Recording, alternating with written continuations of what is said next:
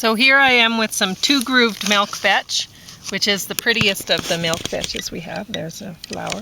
And I'm going to read my poem called Two-Grooved Milk Vetch versus Wild Vetch.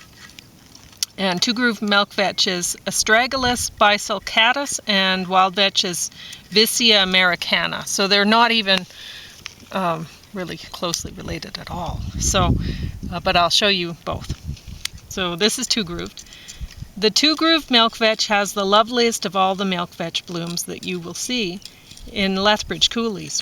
Why are they the best? They have large purple blooms, much like a pea, but big, like lupin blooms, and just as rich.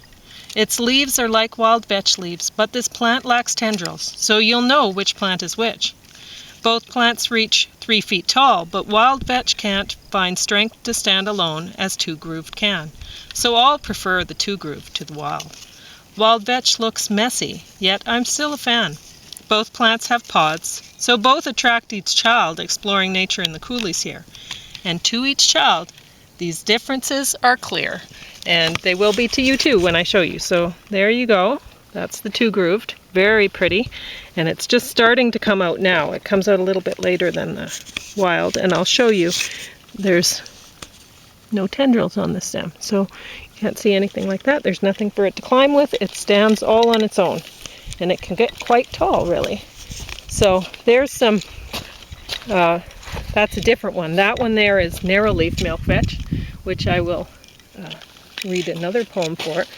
But that one is actually more closely related to the two-grooved milk vetch than, well, this is something different altogether. That's shining penstemon, and that one's very beautiful. But I did find some wild vetch along here, so I will show you some wild vetch. There we go. So there's some, I don't know if I can get up there because it rained, so, but there's wild vetch. So you can see that looks quite a bit different than the two-grooved.